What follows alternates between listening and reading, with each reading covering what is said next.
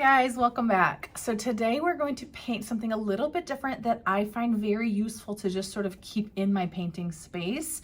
So we are going to do a little color wheel and we're going to talk about why it's helpful, and then you'll have one that you can maybe tape up wherever you paint and use to kind of add some depth and maybe some realness to your watercolors. I'm going to make this part kind of quick because I don't want to just waste your time, take too much time. But when I show you this is a painting that I've done. I've turned into an art print, and it's kind of a popular one. He's kind of a cutie. But what I want to show you is that the leaves are green, but to get this level of darkness that you see up here, we added red. We added red to the green, okay? This pot is sort of a terracotta, sort of just a darker orange color. And to get into these shadows on the sides, I added some blue. The base is sort of a mustardy yellow ochre color that you see down here. And in order to get this darkness on the sides, I could have added a little bit of purple or some brown. I probably did a little combo of the both, but that's three perfect examples of the color wheel. Because if you'll notice, red and green are across from each other, purple and yellow are across from each other, and orange and blue are across from each other. So this is a good example of how to use this color wheel. So that's enough of that for now. We are going to get to painting. But that's kind of a reason why you might want to use them, is because you can get more colors and it just is a fun way to paint. So here's our supplies for today. We are going to need some sort of a pencil. I have a little kneaded eraser, which doesn't leave shavings on my paper, which is great. I have a little felt tip pen for later on. We're going to use that here. This is a Winsor & Newton size 10 round watercolor brush. We like it because it has the tip of the brush and the belly of the brush, so we can get fine details here, but also cover bigger spaces. And then these are the paints that I will be using, and I can link those as well. And then I need some water, and I like to use a towel, but you can use paper towel too. Okay, welcome back. And there's two things that you might actually want that I didn't mention yet. One is a quarter. If you've got one, great. If not, I did not have one here and it worked out just fine. And the other is that this is 140 pound cold press Canson watercolor paper cut into a 3" by 3" square, but you can do this any way you want. I'm going to take that quarter, place it in the center, and give it a little trace. I'm not worrying about perfection here. I just never really do. There's our circle. Now, if we were to put a line that went across it, kind of like a horizon line, right? We got our circle, line, cross. Now we're going to need two more. So you could try to divide this space kind of like that. You could kind of just make it a line that goes this way. So let's try that. One, it's going to come across this way. What we want is 6 equal sections. So something that goes like this. And we see we go 1, 2, 3, 4, 5, 6. If you had a better way to get there, then that's awesome too. And we're ready to go. This is all we needed. And now we're going to start to fill these in. I've got my paint palette here, and we're going to make these colors up together. I just cleared off the top half of it here. We don't need to see any of that. We want to start with our primary colors. Okay, so we're going to do a yellow. I'm going to do that while my water jar is kind of clean. That's why I'm starting with yellow. Here's a puddle. I got my brush wet. I swiped it into my paint. I swiped it onto my palette. I'm going to add some water, and that's a puddle, okay? I will take my brush now and clean it in my water jar. Primary colors are yellow, red, and blue, so I'm going to grab red next. I got my brush wet, dipped it into my paint. Okay, I'm going to put this one over here. A little bit more water into it so this looks like a puddle. I will clean my brush. I'm going to slow down because you probably need me to. And I'm going to find a blue. All of these are blue. Just pick one that you like that seems kind of like a standard blue. And I will do maybe this one. Getting my wet brush onto my paint, grabbing paint, putting it onto my palette, into my water and back, so I know this is a puddle. Okay. And now we can use the colors we already created to get our other 3. So if I take a swipe of my yellow, put it over here, a little swipe of my red, I'm gonna have orange. And you can check and make sure you like it. Now, no one's making you do this. If you got orange right there, grab it. Okay, I'll even add that to my puddle, no big deal. Adding water so it is a puddle. If you do not want to mix colors today, just grab it from your palette. You are the boss of your artwork. Got to be the boss of something. Okay, so that's one. Now when we mix yellow with blue, we're going to get green. I'm going to take my brush and grab some yellow first because it's that lighter color. Swipe it over here, a little bit of the blue, and see if I've got green. Now I want you to look at it though and kind of make sure it looks green. You can grab from these puddles again or from your paints to create it, or you can now say, forget it, I know how to do this. I'm just going to add some green. I don't imagine many of you only have the primary colors on your palette. So we've got green, and we're going to do this one more time. A little swipe of red, a little swipe of blue, and we're going to get a purple. I proved that I can do it. I'm going to grab from my palette now. Now I got purple. That's really dark. So I just cleaned out my brush and added some water to lighten it up to just get these to match a little bit better.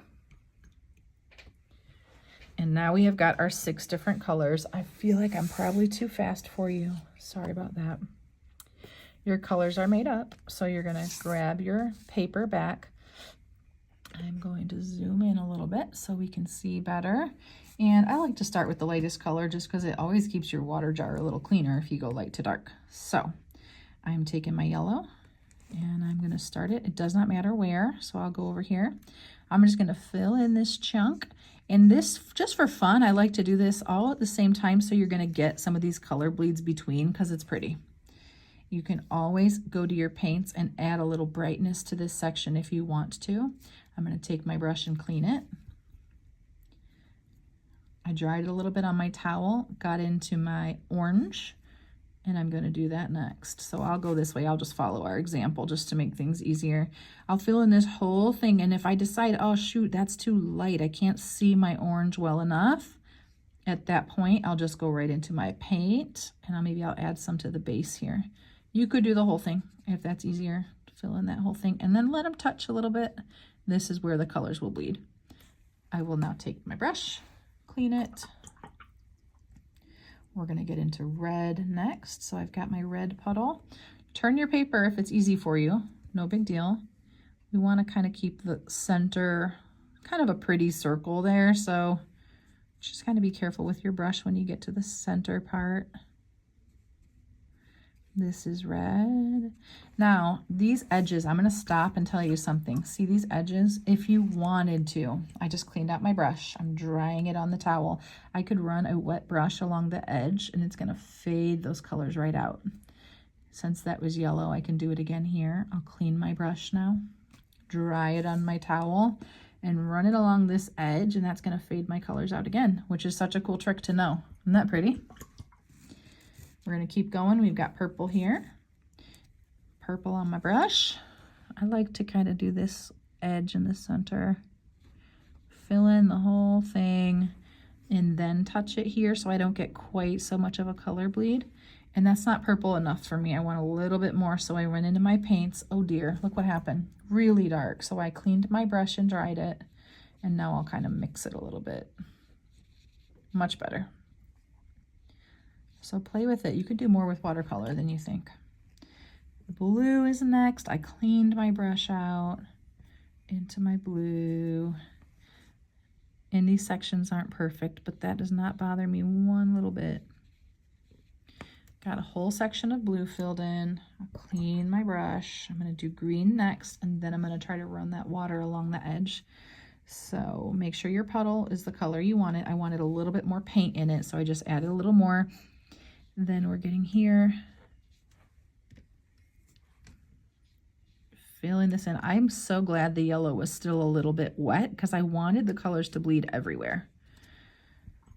You can let your stuff be wetter than you think probably. And I just cleaned my brush, dried it on the towel. I'm gonna run water right here, clean my brush because now it has purple on it. Dried it, I'm just putting down water, touching only the edge of the paint. Cleaned my brush and dried it. See, I'm barely going over the color. I'm just touching the edge and putting water down for it to sort of fall into. And now I have some color bleeds, but not a ton, right? And I love it. It's exactly what I need. My colors are across from each other the way that they should be. So I'm going to give this a quick dry.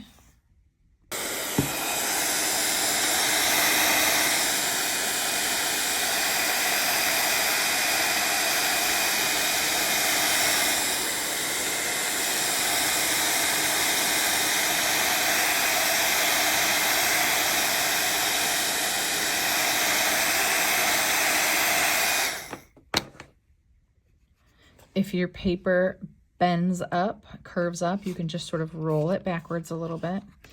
And let's get in close again.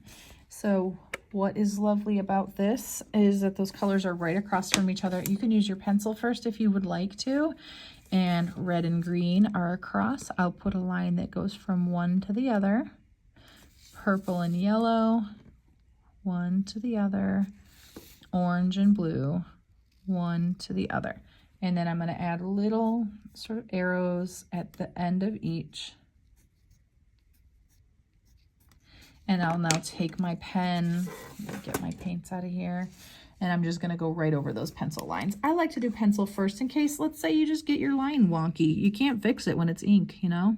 But if you do pencil first, you're kind of always giving yourself a chance to erase it and just kind of correct it, you know? And then this is going to be a tool for you to know a few things. So we're going to write those things down. I have this piece of paper, and if you want to write these down as well, you can get one more piece of watercolor paper. I mean, you can just do it on regular paper too. But we're going to write down a few things about the color wheel so that you can remember, why on earth do I have this thing? So I'll write color wheel at the top, so I remember what this is. And then a couple things. Colors across from each other are complementary colors. So let's write that down. Colors across from each other are complementary.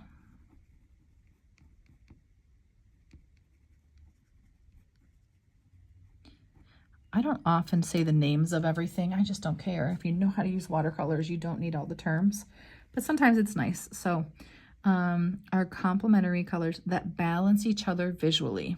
So we can say, and balance each other. My handwriting is bad, huh? Visually. That's number one. Number two, we're going to do three. Okay, so we're going to say use complementary color to tone down or neutralize. And I'll show you that in a moment. Use complementary color to tone down or neutralize. Awesome. You'll see an example in just a sec. And just for that one, that can take you almost to a black. So keep that in mind, okay? And then we'll just say number three, it makes colors pop. And you will see, if you start to look for it, you're going to see a lot of things that are red and green. I mean, Christmas, right? But beautiful red flowers against a field of leaves and grass, right? Beautiful. You'll see it in purple and yellow and in orange and blue. Start to look for it and you'll recognize it. There's just those three pairs that you need to know. And we're going to leave just these three things, and let me show you the example. When we talk about it neutralizing, I just put water on my brush, and shoot, my water's a little bit dirty, but this is a really bright green and it almost can be too neon. It's like, wow, it's playful and it's fun. But if you're like, I want a light green, but that is just too much, you can take your brush and get a little bit of red. I'll just take it from here. Watch what happens. Right away, it took it to like a dirty green. It was like too much red. I can add more green back. And look at this. Now this is more of an earthy, sort of a mossy light green. Beautiful. That's a lot more realistic than that lime green that we had. And let's see, I'll show you this the same thing with red and green. If I took red like this, bright red, and I wanted to tone it down a little bit for a dark red in a shadow, I can take my brush, just get a little bit of green on it, and it's so quickly going to make it a darker red. I'll keep going and you'll see we can get almost to black. I'm just adding a little bit of green, trying not to add more water. Look how dark we just got. That is a rich dark red. That would be like the shadow part of a flower. So we couldn't get, we've got like, this is like pink, but 1, 2, 3, 4, 5 that maybe stay in the red category, but none of them were going to get us this dark. So those are just a few ways that you can use the color wheel when doing watercolors. I think it'll really pay off and you'll see some richness in your work. Thanks for hanging out with me today, you guys. I can't wait until we do our next one. Oh, and if you want more of this, ring the bell. Thanks.